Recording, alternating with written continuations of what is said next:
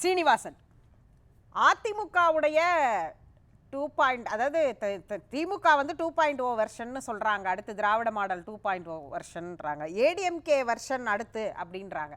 என்ன வியூகம் வைத்திருக்கிறார் இபிஎஸ்? நியூஸ் 7 கேள்வி நேரம். அவைக்கும் பார்வையாளர்களுக்கும் நெறியாளருக்கும் வணக்கம்.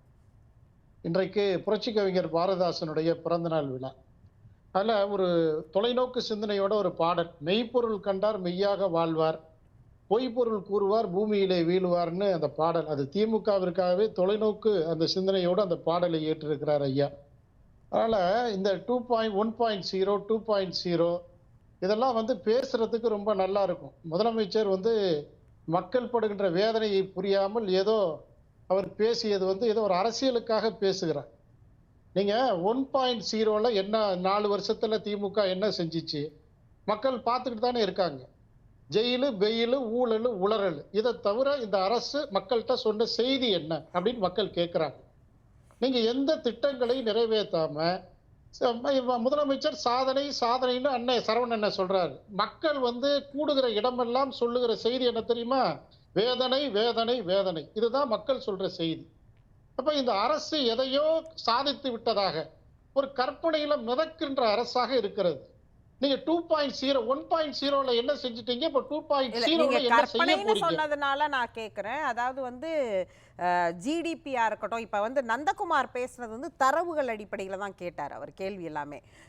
அதாவது ஜிடிபியா இருக்கட்டும், பெர் கேபிட்டா இன்கமா இருக்கட்டும், நம்மளுடைய பொருளாதார வளர்ச்சியா இருக்கட்டும், இது எல்லாத்திற்குமே ஒரு தரவுகள் இருக்கு. அதுல தமிழ்நாடு எந்த இடத்துல அகில இந்திய அளவுல இருக்குன்னு ஒரு தரவு கணக்கு இருக்கு. அந்த டேட்டாக்கள் எல்லாத்தையும் வச்சுதான் இங்கே சரவணனும் அதை ஓன் பண்ணாரு, நந்தகுமாரும் அதில் உள்ள சில விஷயங்களை சுட்டி காண்பித்து பேசினார். நீங்கள் போகிற போக்கில் இதெல்லாம் கற்பனை அப்படின்னா இங்கே இவ்வளவு தரவுகள் இருக்கு. அந்த தரவுகளை இன்னைக்கு சட்டமன்றத்திலேயே, அது சரவணன் குறிப்பிட்டது மாதிரி வெள்ளை அறிக்கை கேட்டது எதிர்க்கட்சி, சட்டமன்றத்தில் முதலமைச்சர் தன்னுடைய உரையில் சொல்கிறாரு, டாக்குமெண்ட்டாக வெளியில் இருக்குது, தரவுகள் எல்லா இடத்துலையும் இருக்குது, இணையதளங்களில் இருக்குது. அதை நம்ம வெறும் கற்பனைன்னு சொல்லிட முடியாதுல்ல. இந்த லோடிங் எல்லாம் வந்து டவுன்லோட் ஆகாத லோடிங்மா. இவங்க சொல்றது கற்பனை தான். என்ன இவங்க வந்து இப்ப பெரிய வந்து கணக்கீடு இன்டர்நெட் வேற தரேன்னு சொல்லி இருக்காங்களே, அப்ப பஃபர் ஆகாம வந்துரும். தரவுகள் இருக்கட்டும்மா. தரவு என்ன சொல்றாங்க இவங்க? 2023ல 1585 கொலைகள் நடந்திருக்குது அப்படின்னா 25ல 1480 தான் நடந்திருக்குது. அப்ப போன ஆண்டை விட இந்த ஆண்டு குறைஞ்சிருக்கு. இது கணக்கீடா? இது தரவா? நான் என்ன கேட்கிறேன்னா, ஒரு திராவிட மாடல் அரசாங்கம், ஒரு நான் பேசிடுறேன், திராவிட மாடல் அரசாங்கம்ன்றது எந்தவித குற்றமும் நடக்காம காப்பாத்துறது. அது உலகத்திலேயே எங்கேயும் பாசிபிலிட்டி கிடையாது. அது உலகத்திலேயே எங்கேயும் பண்ண முடியாது. நீங்க வந்து எதையோ சாதிச்சுட்டதா சொல்லி திராவிட மாடல் அரசு வந்து நீங்க வந்து சும்மா வாய்தான் வேற. அதாவது நவீன வடை சுடுவதற்கு வந்து நவீன மிஷின் ஒரு அரசாங்கம். மோடி நீங்க கூட்டணி வச்சிருக்கால் தான் வடை சுடுறவரு. அது தமிழ்நாடு ஃபுல்லா நல்லா தெரியும். வாயால வடை சுடுவது யாருன்னு சிந்திச்சு பாருங்க.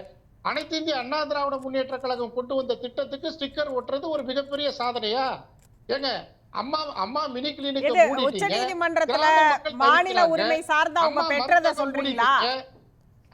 அம்மா மருந்தகம் நீங்க காணொலி எல்லாம் பாருங்க. சரவணன் சார், நீங்க வந்து சமூக வலைதளங்கள்ல திட்டங்களை வச்சு நீங்க பேசுறீங்களா? ஸ்ரீனிவாசன் ஒரு கேள்வி அவர் சுகுணா வச்சாரு இருக்கு, அதெல்லாம் பாருங்க. ஸ்ரீனிவாசன், அதாவது நீங்க வந்து திட்டங்கள் குறித்து பேசுறீங்க, மருந்தகம் வந்து அவங்க கொண்டுட்டு வந்தாங்க, அதுக்கப்புறம் அதுக்கு ஸ்டிக்கர் ஒட்டிக்கிட்டாங்க. சரி, அந்த திட்டங்கள் குறித்த சண்டை எப்போதும் ஒரு ஆரோக்கியமானதாக தான் தமிழ்நாடு பார்க்கும். திமுகவும் அதிமுகவும் போட்டுக்கிற அந்த சண்டையை அது மக்கள் முடிவு பண்ணிக்கிட்டோம். ஆனால் ஒரு கேள்வி இருக்குல்ல, நீங்க வந்து இப்ப ஒரு உச்சநீதிமன்றத்துல ஒரு வழக்குல வெற்றி பெற்றதுங்கிறது வந்து வெறும் தமிழ்நாட்டிற்கு ஏதோ திமுகவிற்கு கிடைத்த வெற்றி அல்ல, அகில இந்திய அளவுல எல்லா மாநிலங்களுக்கும் கிடைத்த வெற்றி. அதை வந்து அதிமுக கொண்டாடி இருக்கணும், அதிமுக அதுல வந்து ஒரு ஸ்ட்ராங்கான அறிக்கை கொடுத்திருந்திருக்கணும் அப்படின்னு சுகுணா சொல்றாருல. அந்த மாதிரி நீங்கள் சில விஷயங்களை, அதிமுகவுக்கே உரிய விஷயங்கள் இதெல்லாம், அதாவது இது புதுசா நீங்க செய்யணுங்கிறதெல்லாம் இல்ல, இது வரைக்கும் அதிமுக செய்து கொண்டிருந்த விஷயங்கள் இருக்குல்ல, அதை நீங்க மிஸ் பண்றீங்க ஒரு எதிர்கட்சியா அப்படின்னு சுகுணா சுட்டி காண்பித்தார் இல்லையா? அதை எப்படி பார்க்கறீங்க? மாநில உரிமைகளை அதிமுகன்ற ஒரு வரலாற்று சிறப்புற்ற இயக்கம் வந்து ஆட்சியில் இருந்தப்பையும் சரி, அரசியல் பண்ற இந்த சூழ்நிலை எதிர்கட்சியா இருக்கிற இந்த நிலையிலையும் சரி, மாநில உரிமைகளுக்காக குரல் கொடுத்தது, மீட்டு கொடுத்தது எல்லாமே அதிமுகன்ற கட்சி தான். நீட்டுக்கு வந்து மாற்று உள்ஒதுக்கீடு, மருத்துவ அத்தனை அரசு மருத்துவமனைகள், இவ்வளவு விஷயங்கள். அதாவது மாநில உரிமைகளை பொறுத்தவரையும் எல்லா விஷயங்கள்லையும் வந்து அதிமுக குரல் கொடுத்திருக்குது, மக்களோட மக்களா நிக்குது. அப்ப நீங்க வந்து ஊர்ந்து போனாங்க, இந்த அரசோட வந்து அடிமையாயிட்டாங்க மத்திய அரசோடன்னா, மத்திய அரசோட இணக்கமா இருந்து மாநில உரிமையை காப்பாற்றி இருக்கிறது அதிமுகன்ற அரசு. நீங்க மத்திய அரசை எதிர்த்துக்கிட்டு இருக்கிற மாநில உரிமையை காவு கொடுத்திருக்கிறீங்க. நீங்க திமுகவுடைய தொடக்கத்திலிருந்து கச்சத்தீவிலிருந்து தொடங்கி இன்று வரை மாநில உரிமைகளுக்கு என்ன நீங்க வந்து அதிமுக வந்து பாஜகவுடன் கூட்டணி வைத்ததனால் மாநில உரிமையை காப்பாற்றியது, எதுல எல்லாம் காப்பாற்றியது. திமுக வந்து பாஜகவை எதிர்த்ததனால் எங்கெல்லாம் மாநில உரிமையை பறிகொடுத்தது? இல்ல, மாநில உரிமையில வந்து அதிமுக பல்வேறு இடங்கள்ல போராடி இருக்குது. நீட்டுக்கு சட்ட போராட்டம் நடத்தி இருக்கிறாங்க. அம்மா ஆட்சியில வந்து நடத்தினாங்க. இல்ல, அம்மா வந்து முழுமையான விலக்கு வாங்கி கொடுத்திருக்காங்க, ஒரு ஆண்டு வாங்கி கொடுத்திருக்காங்க. அவங்களும் தான் வாங்கி கொடுத்தாங்க. அதிமுக சட்ட போராட்டம், எடப்பாடியாரோட ஆட்சி காலத்துல சட்ட போராட்டம் நடத்தி இருக்கிறாங்க. நீங்க எந்த அடிப்படையில பார்த்தாலும் மத்திய அரசோடு இணக்கமா இருந்து மாநிலத்துக்கு நலன் தான் சேர்த்திருக்கிறாங்க. பாதுகாக்கப்பட்ட வேளாண் மண்டலம் யாருடைய ஆட்சியில கொண்டு வரப்பட்டது? எடப்பாடியோட ஆட்சியில கொண்டு வரப்பட்டது. அதிமுகவினுடைய மாநில உரிமைகளுக்கான மக்களுக்கான பட்டியலை போடுறதுக்கு தயாரா இருக்குது. திமுக 4 ஆண்டுகள்ல மத்திய அரசுகிட்ட இருந்து பெற்றுக்கொண்டு வந்த திட்டம் என்னன்னு ஏதாவது ஒண்ணு சொல்லுங்க. அப்ப நீங்க வந்து மக்களை வந்து நீங்க என்ன நினைச்சுக்கிட்டு இருக்கீங்க? நீட்டுக்கு வந்து ரகசியம் இருக்குன்னு நண்பர் நந்தகுமார் குறிப்பிட்ட மாதிரி நீங்க வந்து நீட்டுக்கு ரகசியம் இருக்குன்னு சொல்லி வாக்குகளை வாங்கினீங்க. அப்புறம் மக்கள்கிட்ட போய் கையெழுத்து இயக்கம் நடத்தினீங்க. அந்த கையெழுத்து வாங்கின பேப்பர் எல்லாம் யாருக்கிட்ட கொடுத்தீங்க? அப்ப உங்களுக்கு வந்தா நீங்க ஒரு நாணயம் வெளியிடணுமா, உடனடியா மத்திய அமைச்சரை கூட்டிட்டு வந்து இணக்கம் காட்டிக்கிறீங்க. மற்றபடி வாக்குகள் வாங்குறப்ப மட்டும் மாநில உரிமைகள்ல மத்திய அரசை எதிர்க்கிறீங்க. இதனால என்ன நன்மை தமிழ்நாட்டிற்கு கிடைத்ததுன்னு தான் மக்கள் கேட்கிறாங்க. அதிமுகவுடைய அத்தனை காலங்களிலும் அதிமுக சிறப்பான அததான் சார் நான் கேக்குறேன். அதிமுகவும் பாஜகவும் இவங்க வந்து எதிர்க்கிறாங்க. தேவைன்னா பயன்படுத்தி, நீங்க சொன்ன வார்த்தையை நான் அப்படியே சொல்றேன், நான் மாத்தி கூட சொல்லல. தேவை என்றால் பயன்படுத்திக் கொள்கிறார்கள், தேர்தல் என்றால் எதிர்க்கிறார்கள் அப்படின்னு சொன்னீங்க இல்லையா நீங்க பாஜகவை? நீங்கள் பாஜகவோடு கூட்டணியிலே இருந்தீங்களே, கடந்த காலங்களில் என்ன கிடைத்தது, தமிழ்நாட்டு மக்களுக்கு என்ன கிடைத்தது அப்படின்ற கேள்வி வரும்ல. அதை சொல்லிதானே நாங்க திரும்ப இப்ப கூட்டணி வச்சிருக்கோம், எங்களுக்கு கிடைக்கும்னு நம்புறோம் அப்படின்ட்டு நீங்க போவீங்க. அந்த ஸ்ட்ராட்டஜியை சொல்லுங்க. இல்ல, இன்றைக்கு திமுக ஒரு சர்வாதிகார போக்கோடு மக்கள் விரோத அரசாக இருக்கிறது. அத வந்து தூக்கி எறியணும் அப்படின்னா ஒரு ராணுவ வந்து உங்க கூட்டணியில என்ன கிடைச்சது அப்படிங்கிறது. நீங்க அது அவங்க சர்வாதிகார அரசை எதிர்க்கிறதுங்கிறது உங்க ஸ்ட்ராட்டஜி. அது திமுக எதிர்ப்புங்கிறது புரியுது, அதான் அதிமுகவுடைய பேஸ். ஆனால் நீங்க சொன்னீங்க இல்லையா, பாஜகவோட நாங்க கூட்டணி வச்சோம், அவங்க முரண்பட்டு நிக்கிறாங்க, அதனால இழந்ததுன்னு. அந்த இழந்தது என்ன, நீங்க பெற்றது என்ன? அதிமுக ஆட்சியில இருந்தப்ப மத்திய அரசோட இணக்கமா இருந்து நாங்க என்னென்ன கொண்டு வந்தோம், தமிழக மக்களுக்கு என்ன கொண்டு வந்து கொடுத்தோம், மக்களுக்கு என்ன உரிமைகளை மீட்டு கொடுத்தோம்னு நான் முதல்ல சொன்னேன். மருத்துவக் கல்லூரியா இருக்கட்டும், நீட்டுக்கான உள்ஒதுக்கீடா இருக்கட்டும், நிதி நிலுவை இருப்பதை சொல்லனா துயரத்தோடு இங்கு பதிவு செய்கிறேன்னு நிதியமைச்சராக அன்றைக்கு ஓபிஎஸ் வந்து சொன்னாரு. இல்ல, அந்த நிதி சூழல் கொடுக்காத சூழல்ல கூட அதிமுக எப்படி கையாண்டதுங்கிறத மக்களுக்கு தெரியும்ல. அப்ப மக்கள் எல்லா வகைகள்லையும் எல்லா பிரச்சனைகளையும் பேரிடர் காலங்கள்ல கூட அதிமுக ஒரு அரணா இருந்தது இல்ல. அப்ப அதிமுகவை மக்கள் ஏன் நேசிக்கிறாங்கன்னா இதுதான் காரணம். திமுக ஏன் மக்கள்கிட்ட இருந்து விலகி போயிருக்குன்னா மக்களுக்கான எந்த விதமான உரிமைகளையும் திமுக கொடுக்கவில்லை. அது மத்திய அரசு எதிர்ப்போக்கை கையாண்டு கொண்டு தமிழக மக்களை வஞ்சித்துக் கொண்டிருக்கிறதுங்கிறதானே உண்மை. ஸ்ரீனிவாசன் நேசிக்கலாம், அதாவது ஸ்ரீனிவாசன் அதிமுகவை நேசிக்கலாம், கூட்டணியை நேசிக்கலாம், ஆனா அதை மக்கள் நேசிக்கிறாங்கன்னு நீங்க ஒரு ஃப்ரேஸ் வைக்கிறீங்க.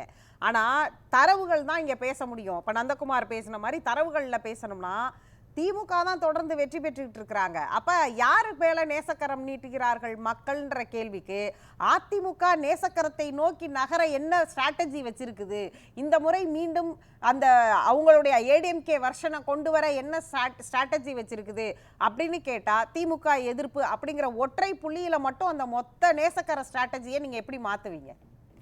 இல்ல, திமுக எதிர்ப்பு பிரதானமா இருந்தாலும் மக்கள் நலன் ஒண்ணு இருக்கு இல்லையா? மக்கள் நலன் திமுக எதிர்ப்பு இரண்டும் அதிமுக தான் அதை வந்து எடுத்து கொண்டு போகுது மக்கள்கிட்ட, தரைத்தளத்துல போராடுது.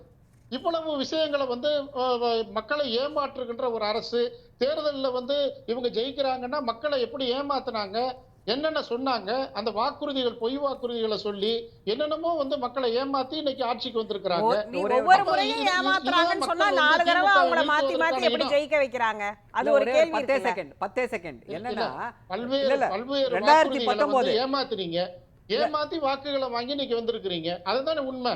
அப்ப அது மக்களை குறைச்சு மதிப்பிடுறது ஸ்ரீனிவாசன். நீங்க திமுக மேல விமர்சனம் வைக்கிறேன்ட்டு நான் திரும்ப சொல்றேன் ஸ்ரீனிவாசன், நீங்க மக்களை ரொம்ப குறைச்சு மதிப்பிடாதீங்க. நீங்க திமுக மேல விமர்சனத்தை வைங்க, கருத்தியல் ரீதியா வைங்க. ஆனா ஏமாத்திட்டாங்க மக்கள் 3 தடவை அவங்களுக்கு மாத்தி மாத்தி கொடுக்குறாங்க அப்படிங்கிறது வந்து அது பார்லிமெண்ட் 2 பார்லிமெண்ட் எலெக்ஷன்ல கொடுத்துருக்காங்க, சட்டமன்ற தேர்தலில் கொடுத்துருக்காங்கன்னா ஏமாத்தினா உங்களுக்கு அடுத்த டெனர் அப்படியே 2.0 திரும்ப 2016 2011 மாதிரி கொடுத்தாங்க, அதை ஏமாத்தி கொடுத்தாங்கன்னு சொல்லி மக்கள் மேல நம்ம அப்படியான ஒரு பொய்யை சொல்ல முடியாது இல்லையா? அது அந்த விமர்சனம் ரொம்ப தவறான விமர்சனம் இல்லையா? மக்களை குறைச்சு மதிப்பிடுறதா இல்லையா? மக்கள் கொடுத்த பதவியை மக்களுக்காக செலவிட்டீங்களான்னு தான் நான் கேட்கிறேன். மக்கள் கொடுத்த பதவி நாடாளுமன்றத்துல உங்களுக்கு இல்ல, நீங்க அவங்க ஏமாத்திட்டாங்கன்னா மக்கள் வந்து ஏதோ அண்டர் எஸ்டிமேட் பண்ற மாதிரி இருக்கு. மக்கள் அவ்வளவு பேரை நம்ம அண்டர் எஸ்டிமேட் பண்ணி இல்ல அப்படி இல்ல. அது எந்த கட்சிக்குமே அது பொருந்தாது. வாக்களிச்சாங்க. சரி, பேசுவோம். நாடாளுமன்றத்துல உங்களுக்கு ஒரே ஒரு 10 செகண்ட் வன்னியரசு 1 மணி நேரமா பேசாம இருக்காரு. சுருக்கமா என்ன செஞ்சீங்க? தமிழ்நாட்டு மக்களுக்கு என்ன நலன் கிடைச்சிருக்குது? அப்ப அதானே மக்கள் உங்களை கேக்குறாங்க. சரி, இருங்க ஸ்ரீனிவாசன் இருங்க. இல்ல இதே இப்படிதான் ஆணவமா பேசினாங்க. இதே அரங்கத்துல 2019 தேர்தலில் மிகப்பெரிய வெற்றியை பெற்றது திமுக. மிட்டாய் கொடுத்து ஏமாத்திட்டாங்க தமிழ்நாட்டு மக்கள் என்ன சொல்லி ஆணவமாக தமிழ்நாட்டு மக்களை கொச்சைப்படுத்தும் விதமாக அதிமுகவில் இருக்கக்கூடியவர்கள் எல்லாரும் பேசினாங்க. 2021 என்ன ஆச்சு, 2024 என்னாச்சு? மீண்டும் அந்த கொச்சைத்தனத்தை தயவு செய்து செய்யாதீர்கள். வன்னியரசு என்ன நடந்தது சொன்னீங்க?